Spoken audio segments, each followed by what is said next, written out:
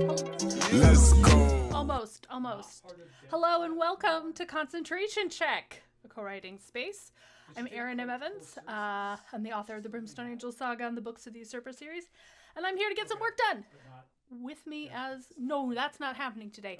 Trevor is starting a new job, so he is not with us today. We will see if he can be with us later. But for right now, you have me. So, if you are unfamiliar with our show, here's how it's going to work. We are going to do some Pomodoro Sprints. So for 25 minutes, you're going to work on whatever project you've brought with you today. Maybe it's writing, maybe it's editing, maybe it's just getting through your day job. Whatever it is, for 25 minutes, that's what you're going to do. Then we're going to take a break. So for 5 minutes, you're going to do anything except work on that project. This gives your brain a little space to reset, reflect, come back fresh, and it will help you keep going for longer. So on Concentration Check, we have themes for our breaks. So our first break is the What Are You Working On break. So this is when we will stop and chat about what we've been working on. Our second break is our Get Up and Move break. That is a great time for you to get up, stretch your legs, get a drink of water, take care of your body, whatever it is that you need to do. It's also when Twitch is going to make us show ads. So if you get up, you don't have to watch the ads. You also don't have to watch the ads if you are one of our subscribers. And if you're one of our subscribers, we really appreciate you. Your support helps us make cool content like this show. Our third break is for hand stretches because you may have been typing all this time. And then our fourth break is our long break. So for that one, let me know what you want to talk about and I will talk about that because after we do 4 Pomodoros, we take a long break of about 20 minutes. Which would take us to 4 o'clock. Okay, and it sounds like I put this up. I don't usually put this up, but my husband and I share a work shed, and he was finishing up a meeting, so I was hoping to kind of keep it tamped down. I'll also tell you, I tried to start this twice, and OBS crashed on me, so I'm hoping it won't do that anymore. But I guess we'll wait and see. Yeah. So, anyway, how's everybody doing? Who we got here? Got Bookish Barbarian is here. Welcome. And the History Prof. Monk of Greyhawk. Glad to see you guys. Blysford and I were in the sprinting nook right before this. I think I had to leave right as he was joining, so I'm glad you're over here. Ben Rowe, yes, Trevor has taken a job. It's kind of a temporary thing, but he's working at a bookstore, so that's cool. They just had the first big snow. That's exciting. Alulin, welcome. I am gonna have to get a lot of work done today, so yes, we do like books. Ooh, that's a lot of snow. That's not messing around snow. Okay, well, we're at 1:35, which is normally when we get it moving. So, let me get this set up. And we'll say 3, 2, 1. Let's go. Let's go.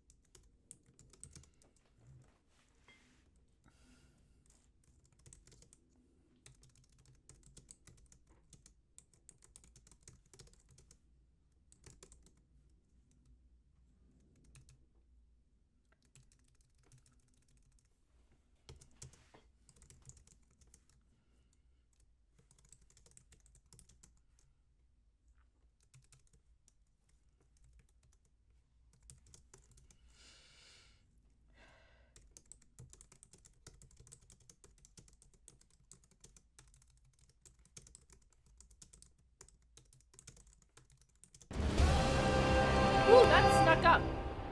Whoa, okay. I did a very bad job of warning you. I'm so sorry. Here's the right break time. Let's do this. And unhide that. Do. Okay. So, yeah, did the sound happen really late? That's a good question. Anyway, it's time for a break. This is our What Are You Working On break. So, give me 1 second.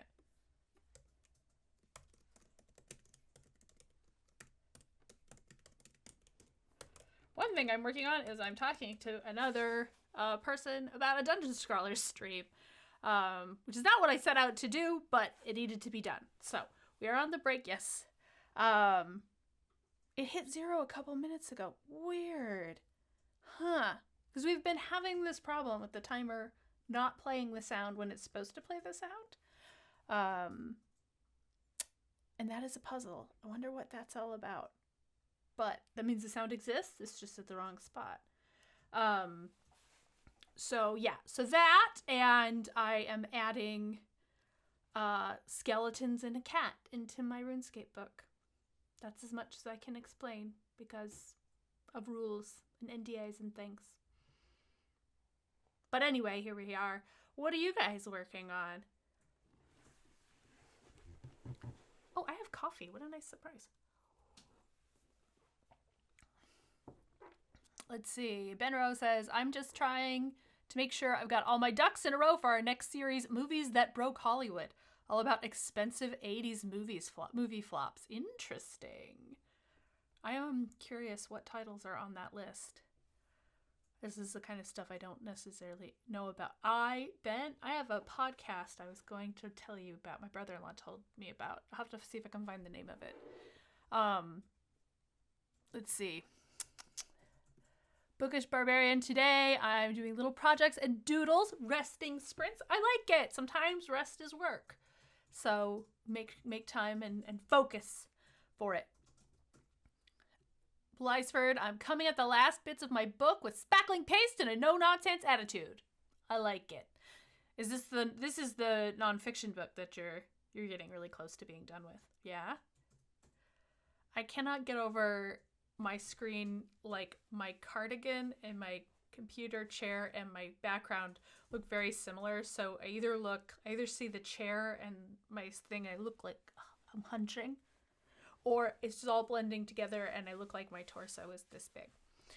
I'll get used to it. All right, Goblin War is working on finishing a TV script while listening to the TV show Rome. Molly Chu is working on sketches, but my brain is mush. I'm sorry. I hope the sketching kind of helps firm everything up. Heaven's Gate, One from the Heart, and The Right Stuff. I've only ever heard of The Right Stuff. That's interesting. Bast Insider, I'm working on a summary of an applicant. Either way, interesting. Oh, applicant's project. Got it. Zinron, I'm still working on my first novel. It's humbling but very fun. That is a good way to describe it. It's bigger than you ever think, but worth doing. Lynn's doing session prep, fleshing out a social interaction starved druid. That's going to be delightful. Yes. Erin emerging from the shadows to catch a book. Oh, is this because of my thing? Because of my disappearing? I was going to put up my green screen, but then I realized when I'm doing it by myself, I don't go through Zoom. I go through my webcam, and I'm not actually sure how to do a green screened background. So I would just be sitting in front of a green sheet. I wasn't sure about that. So. Okay. Well, we're about to get started. Oh no, that's not the command. The command is reset. Everybody ready? Rolls those shoulders. Stretch that neck. Oh, I'm going to be DMing for the first time next year. That is exciting. All right, let's go. Let's go. I will try to watch the timer better this time.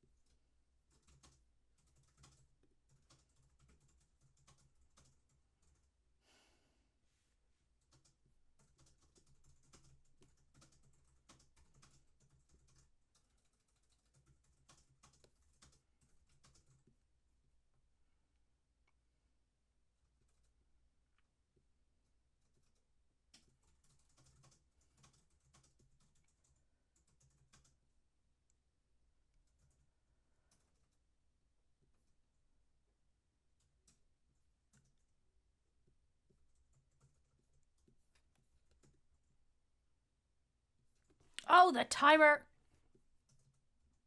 It's time for a break. Let's do it.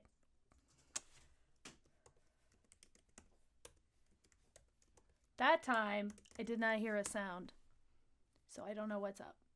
But time for a break. This is our get up and move break. Ben, thank you for the bits. We appreciate your support. Huh. Okay, also, I don't know what just happened with my camera, but it says you can hear me. So I will figure out why I look like I have a horrible disease. But come back here in 4.5 minutes.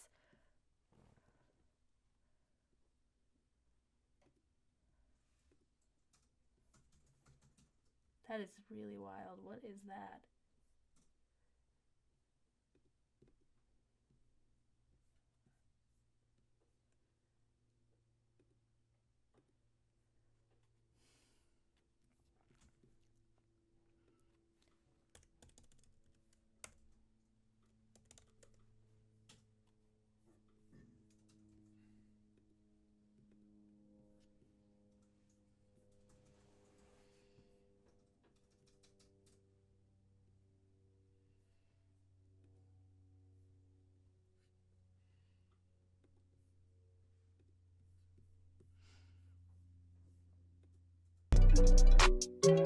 Let's go.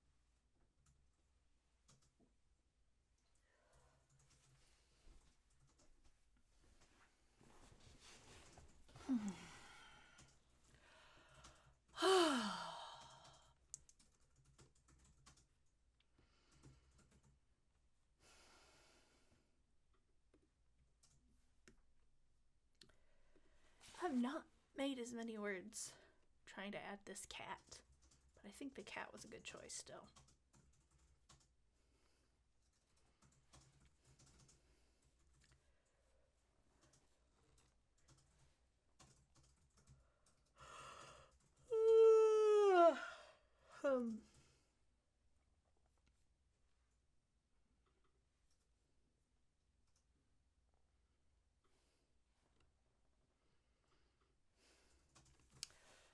Okay, it's time to get going.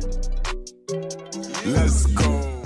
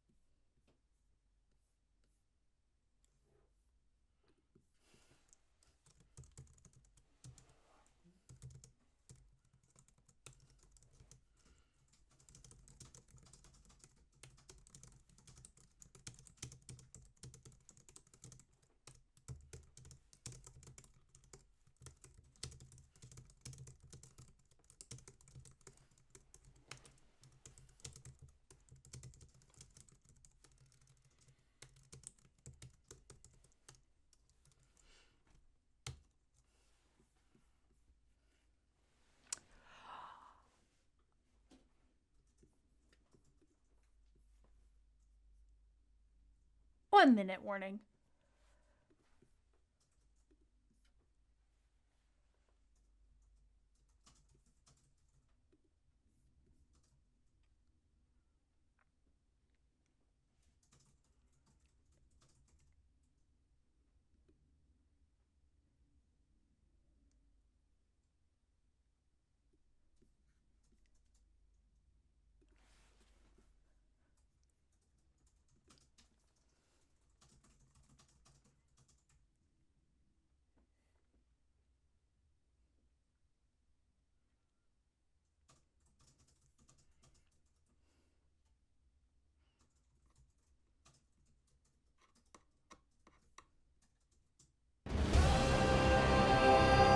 Okay, I moved the timer for that forward at a guess. It is running slow. I don't understand what that's about.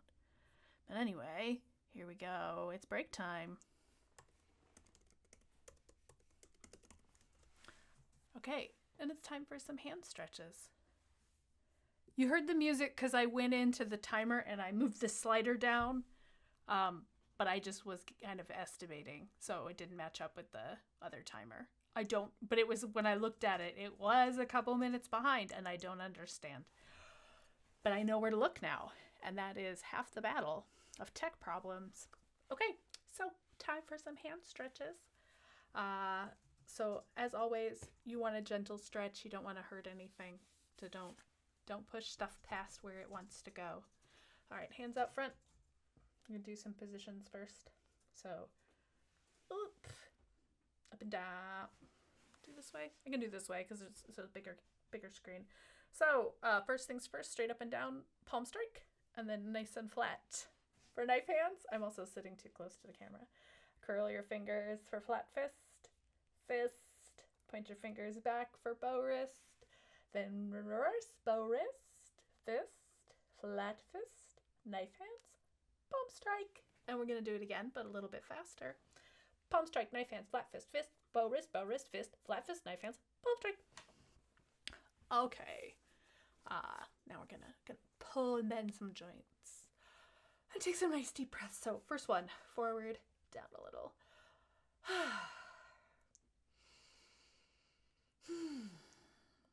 Too fast. Sorry. I got in the groove. All right, number 2, turn your thumb out. Pull it straight down. Have we had any suggestions of a topic for the long break? I don't actually know off the top of my head. Oh, that reminds me. I think I have to see if I'm recording something tonight. Everything's kind of busy today. Okay, actually, third, thumb down, pull it in.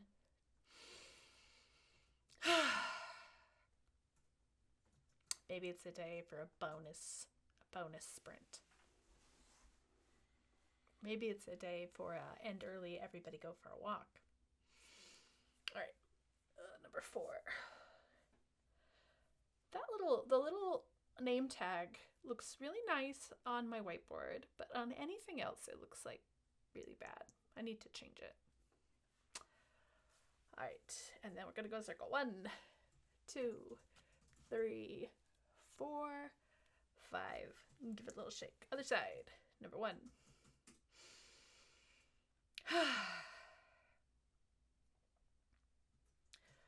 Okay, and then number 2, thumbs out, pull it straight down.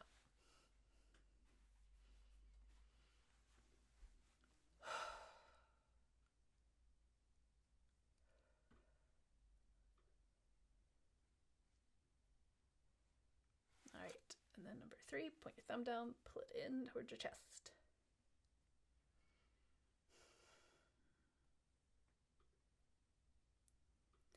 And then second last, number 4, bend that hand backwards. Take forearms. And number 5, I'm gonna go in a circle. 1, 2, 3, 4, 5. Give it a little bit of shake. All right, nice and limbered up. Ready for one more sprint.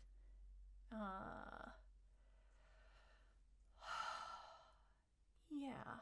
What could we talk about?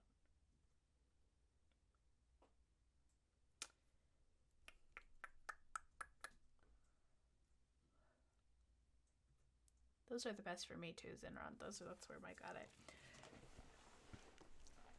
Having some chats about how to sort of structure a D&D campaign that is focused on character and character arcs while still having you know, all the things that make D&D is what the side thing I'm doing while doing my writing, which is a thing that I have thought about way more than is probably necessary.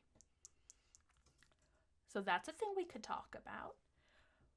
Like, I could talk about why I'm adding a cat and some skeletons, except I don't know if I can, because it starts to get into specifics. And a little bit, I think it doesn't matter, because as established, like, however many of you all are fans of mine as a writer, nobody is reading the RuneScape book unless they are RuneScape fans. But I just see now it is time to get started. Let's go.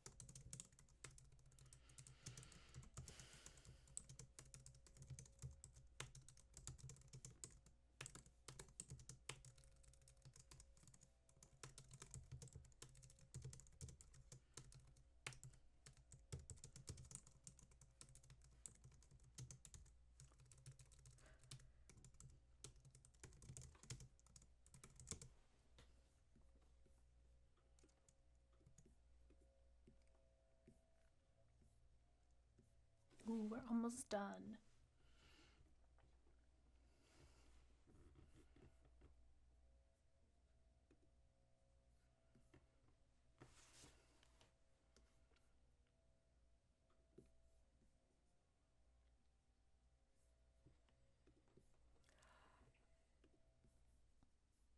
I didn't make the sound, but that's okay.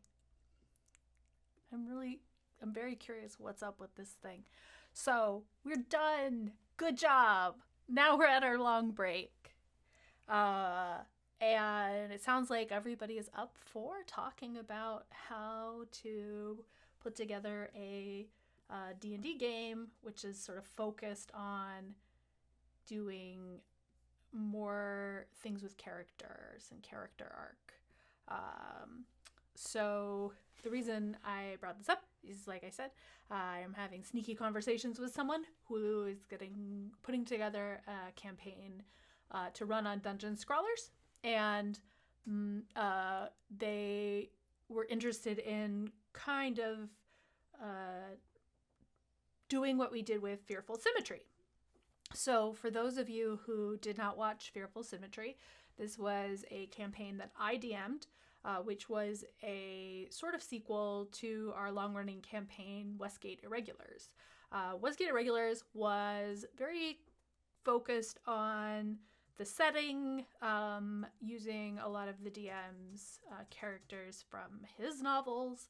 And when we wrapped it up, there was a lot of character stuff for the PCs that hadn't really gotten addressed. And so I had this idea for a campaign that I thought I was never going to be able to run, because it truly made the most sense to play with characters that people already knew pretty well. And because there was still that space for these characters, I ended up running it as a sequel to Westgate Regulars. So the premise is that the party, who are fairly high level, very high level, let's be honest, I think they were level 17 at the start, are sort of trying to find out what happened with this stolen artifact, this weird mirror, and get sucked in through it to a demi-plane, which is populated by doubles of everybody in the prime material. And that basically what it is that the greatest lie you tell about yourself becomes a double of you there. So you cast a certain shadow onto this plane. If you joined us for Extra Life, my set, the Bad Choices Make Good Memories, involved Ilya, who is the pale shadow of my Westgate Regulars character, Cecilia. So the thing that was really fun is that the idea behind it is this is about characters confronting the thing that's in the way of them getting to their happily ever after. So how are they sort of self-sabotaging?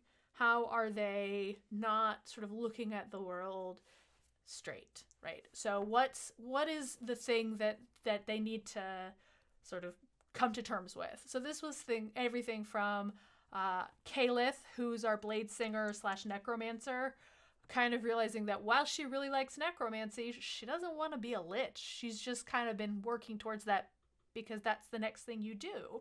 And if you're going to do something, you have to be the best at it.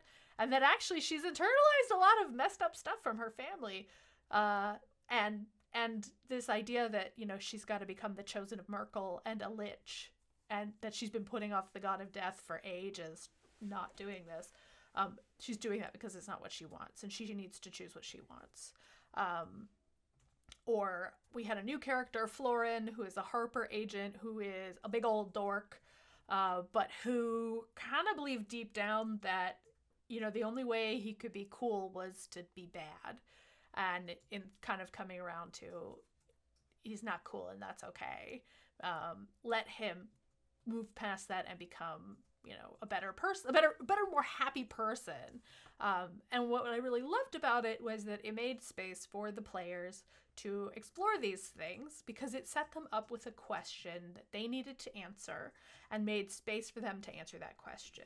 What is the lie you tell about yourself? What is the lie you tell that is in a way of violence against yourself? And how do you confront that? Because the other thing was they had to seek out their doubles, their lies, and figure out what is the truth that's under that lie, right? Because there's something has to be true for that lie to reflect off of it. And if they can pinpoint that, they will find the key that will help them get out of here. It's a little, like I said last night, it's a little convoluted, but it works. So, like, taking that back, there are a couple of things that I think really work toward this goal of your players are going to have a character arc. They're going to move through this experience. They're going to explore this character. One thing I did early on was I said to them, if you are going to have a scene or a conversation, you need to have it with each other preferentially. There might be times where it makes sense for you to go off on your own, or it might be that there are times where it makes sense for you to talk to an NPC, but ask yourself first, can I do this talking to someone else? Because what that nets your players is space for them to express their own arc through the way that their character talks to the character that's having the problem or asking for the scene. There's a lot, especially when we're talking about doing actual play. It's not just a game, it's also a show. And so there is this sort of need to navigate sort of who is being centered and who is sort of supporting the scene, and making sure that everybody kind of moves in and out of those spaces so that you don't end up with like a main character where that means all of the energy is going into that one person. Fearful Symmetry was nice because of the way the structure was. They would go find someone's shadow. There would be some kind of adventure around confronting the shadow. And during that time, one of those players was the main character. They were the one that it was focused on. But while you're in that space, the other players know their turn is coming up. And they also know they're free to keep exploring their arcs and their problems and their obstacles. And the way that they relate to that sort of main character's obstacle is the best way to sort of show them moving through that arc. Because if they do it in a way that's sort of heartfelt and imperfect, it says something. And if they do it different later, that says a lot. I also think this works. So that's one thing. Make sure having players that are willing to listen to each other and talk to each other. It will not work if they're not paying attention. If you're doing this sort of like, I feel very strongly that players have sort of two styles, and there's a spectrum, right? Either you're a conversationalist, which means you are expressing your character through your interactions with other characters, or you're a turn taker, which means I'm going to do my thing, and then I'm going to step back and make space for you to do your thing. A turn taker is, it works great when your players are mostly expressing a pretty straightforward character, a pretty static character, a character who exists a lot in their mechanic. That works great. And then the main thing is making sure everybody has a turn to step forward and do their thing. But with a conversationalist character, you can make things move at the same time. I feel like this is better for role-playing, and this is better for role-playing that is aimed at having change and growth in the character. But you can't have people who are siloing themselves off and saying, well, what's polite is I'm not going to talk while you're taking your turn. It's like you need to be able to sort of like keep that moving by talking to each other. Another thing, like as a DM, is coming up with an adventure that intentionally carves out space for the players to do this thing and gives them obstacles which pushes them through those changes. If I just sort of say, okay, here's your space, do your thing. Okay, now here's a monster to fight. And the monster is sort of adjacent, tangential to all of this. I haven't really given you an impetus to grow or change. If the thing you have to fight is your evil double who is way cooler than you and macking on your girl, like now I've given you a reason to punch this guy. And that helps move your character along an arc. If I'm doing like, oh, here's your space, talk amongst yourselves, essentially I'm being a turn taker as a DM. And again, like, that can be okay if this is how we're all doing it, but if what you want is to sort of build those arcs, like, I feel like you need to set them up for success. You need to put obstacles in their way that force them to look at how they would respond to something and nudge them toward action. Then really putting them in a place where they must do something, or like or they die, or the world explodes, or whatever. The bad thing happens if they don't move. So creating that space where it's like, you must act, you must make a choice, and you care about making the choice. Like, I really hate when I hate being given a you must choose, and I'm like, but I could just leave. Like, that's not fun. That just makes me feel like I'm being sort of forced to buy into a plot that isn't really considering me as a player and a character. So then another thing is, I think the theming makes a big difference. So Fearful Symmetry is really, in a big way, it's about lies, right? It's about lies and truths. And it isn't, I'm not necessarily trying to, with that general theme, say something about lies and truths, because I feel like that's the fuzzy level, right? But creating a space where it's like, okay, so Calith's experience is, she's told herself she wants to be this, that she's only valuable if she can be the best necromancer that ever necromanced, right? So there is this, right, that she believes this that she's been this person, and then on some level she maybe believes that, and that she needs to sort of work through that. But this is still about sort of how we frame our identity against the expectations of other people. And so giving the players space to sort of play along with those is really useful. There's this other like part where when we get to the end, we find out, for example, part of the impetus of us. This is a demiplane that is gestating a demon lord that was created by Pale Knight, who is my favorite demon lord because she's creepy and she's cool. And by using a splinter of the god of Cyric is like a god of strife and lies and sometimes madness. Splinter of his godhood, right? So we're going to create a demon lord who is anchored on this concept of lies, and that's why all these sort of lie shadows are being generated.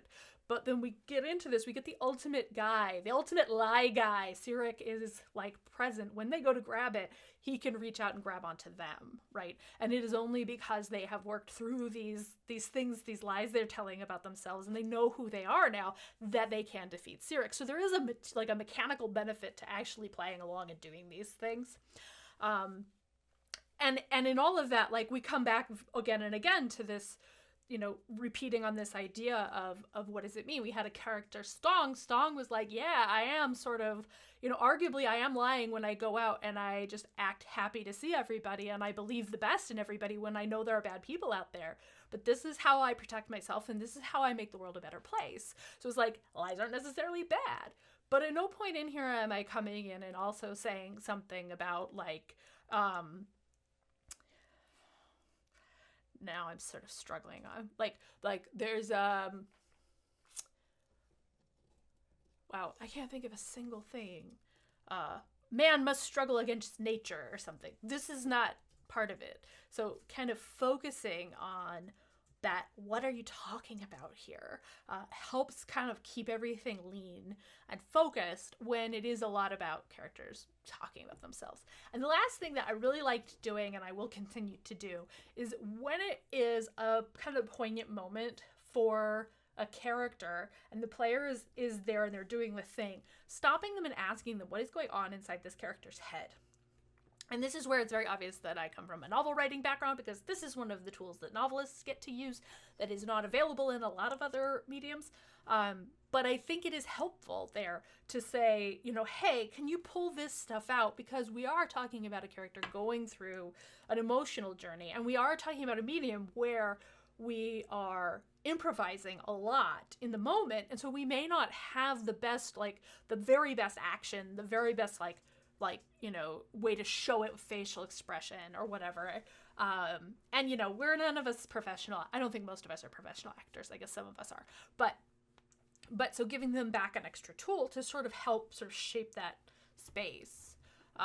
So I think those are the things that I generally suggest if what your goal is a campaign like Fearful Symmetry, which is hopefully going to rest on your. Oh, the other thing, but I think this is good D&D advice anyway, is don't decide what the outcome is. Be ready for different outcomes. Like, you want the players to be able to go, you know what? My character does side with Cyric. I think that's true. I'm like, cool, you're the bad guy now. You are possessed by the god of lies. Everybody's fighting you. I know sometimes it gets tempting to sort of like build the big battle in your head, and being flexible about that is so helpful. And it also lets your players feel like they're collaborating with you. There were some big things I changed about the world in Fearful Symmetry because of the way that the players responded to it. The character that was supposed to be like the big twist villain, it wasn't going to work because frankly, they liked him too much. And then the very first character to sort of defeat her shadow did a thing that broke my entire concept of the world, but it was so perfect for her that I was like, okay, that has to change. So it is a thing in process. You are still working on it as you're playing it. So be ready to change it if your players give you something cool to work with. Like, that's great. It's like having a really solid crit group. Like, you bounce back and be like, what about this thing? Like, you have the space and the time to shape this and make it the best story you can. Okay, so I saw some things going on. Let me see. The premise just makes me nuts. So good. Thank you. Fearful Symmetry is honestly a great example of how to structure an ensemble cast in an actual play show in such a way that everyone gets their arc/focus. Thank you. That was a big goal. And I think it is important to sort of call out that didn't just sort of happen, right? That I had to go in saying, this is what I'm going to do so that I get that result. Let's see. I have 2 or 3 players out of 5 that are not motivated by their character's story, which I learned after I carefully tailored narrative tie-ins for each player. Oh, that stinks.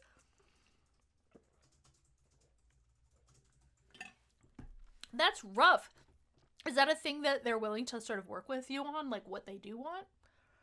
I will say, this is a thing that's sort of like, at some point you come around to, you cannot fix people. Sometimes you have a player and they had an idea and then they decided, actually, wait, I want this idea, and then they change their mind again because, like, just the panoply of choices is too much. And at that point, you kind of just say, either I'm not going to keep giving you stuff if you're going to keep dropping it, or, maybe you find another game, or, hey, just ride this path out. Just try this. Like, hype them up and remind them that it was a cool idea, but I hope it's still fun. I love how everyone worked out their lies in the series. It was so interesting and juicy. This is another thing, too. Depending on the player, there are different tolerances for how much they want to know ahead of time. Some people wanted to know exactly what they were going to deal with and exactly how they could defeat the lie, right? They wanted to have a sense ahead of time so that it wasn't a surprise. Some people wanted me to tell them what it was. And for some people, we were in the we were back and forth in the chat, kind of like, okay, I've set up some options. What feels right? For their truths. Sorry, for their keys. But the lies, right? Like, I asked them ahead of time. I asked a lot of questions, right? Like, why, what is your character's happily ever after? What do you think that it would look like for them to sort of be done adventuring? Why aren't they there yet, right? And poke at those. Like, why is that the happily ever after? What does that get them? And why is that obstacle insurmountable? And if you have a thing where it's like, oh, I just want to go buy an inn and the only thing stopping me is the DM never let me, there's not more story here. Like, that's fine. Go do that. But for a lot of these things, like, there's some, if you've got players who are invested in characters to the degree that they're, creating people who are flawed and complex, that poke at those answers, because there's juicy stuff in there. Fun fact, Erin didn't expect the players to want the Save the Mirror plane. I did not. I definitely thought they would blow it up on the way out. But they were immediately like, these are people, they count. And I was like, okay, cool, they are people. They are not demons. Whoever said they were going to be demons? That wasn't me. Because whatever you have in your notes, like, it's just a guideline, right? So, let's see. I told them going in that I'm a pretty narrative-heavy DM, and they all agreed to it, but they seemed bored with the story points and uninterested in engaging with their backgrounds. And then, in talking to them later, I learned they prioritized the social aspects or didn't really care about their backstory. That's frustrating. There's a part here, too, where, like, I mean, I don't know if this is the case for you, Bast Insider. Another thing I did when I ran that game was ask people, what do you like about playing D&D? Like, what do you want to do? I feel like everybody's had that experience of playing in a game where you build a character to do a thing, and then the DM makes sure that never happens so that you aren't overpowered. I had a DM once who put us through like a whole dungeon full of abyssal. None of us spoke abyssal. And then I finally found like an iron stone that let me speak abyssal. Immediately, no more abyssal. And it was like, buddy, you gave that to me because you needed it too. Having a success is kind of like that's the part that's fun. I guess if you came of age at a certain point, it's fun to have a DM like try to kill you and make you miserable. But I feel like that's a thing you got to be honest with up front, and it is not everybody's D&D. So yeah, for example, one of the players, Stephen Merlino, Stephen really needs a map to kind of like wrap his head around stuff, not just because mechanically, he plays a rogue, but also because like that helps him visualize. I hate maps. So for a lot of those, I drew things on the Roll20 whiteboard because I just didn't have time to make a nice map. But there were times where I was like, I don't have time to make a nice map. Steven, can you make me a nice map for this place? And I will work out what goes in it. Emily really likes puzzles, so I made sure I'd have some puzzles. Rhiannon likes social interactions, so I made sure her thing was about social interactions. Give players the thing that they're excited about. And then they will have fun. I feel like, again, this is probably everybody knows this, but still. So now I'm trying to adjust the game so their story is still there if they want to play with it, but include more immediately fun things like puzzles and combats. We do stars and wishes after every session. Wish people would be a little more upfront. Yeah, I think there's another part here where sometimes people just aren't very self-reflective. They don't know what they like, or they don't want to say what they like. I have definitely played with people who will say, I like supporting the other players, but actually what they want is to be the one who gets the dramatic scenes and does the big splashy attacks. It's like, it's okay if that's what you want. Just be honest about it. Like, it's not a test. Like, just, say the thing that you really want. Do you know what I love? I do love puzzles, but I also love, one, charisma checking something ridiculous. That is a joy. And I love being able to choose scenery. I love getting like a big dramatic scene where I can like cry or yell. Like, that is fun. But I also recognize like I can't have that every time because it takes a lot of energy. It takes a lot of space. So I hope that your players settle in and work out how to enjoy the game you're giving them, and that they appreciate the work you're doing. But at this point, we are about done, and my voice is going a little bit because usually I have somebody else talk in half of this time. So if you made it this far, that means you made your concentration check. Good job! So you know who I am and you know where I am, but if you don't, I'm Erin Evans, and you should join the Dungeon Scrawlers Discord. What do we have coming up tonight? We have the next episode of Isekai Realms. On Wednesday, we have the next episode of Grey Mantle. We will have Orkira Plays Baldur's Gate on Wednesday at 10, I think. And then on Thursday, and then also on Thursday, I believe we have the next episode of Alley's End, our new D&D Noir show. So packed with lots of stuff. Trevor is, I believe, actually, I think Trevor is possible this week because of his new schedule. So check back and find out if Writer Plays Elden Ring is available. But yeah, so until next week, get some good work done, but don't forget to rest.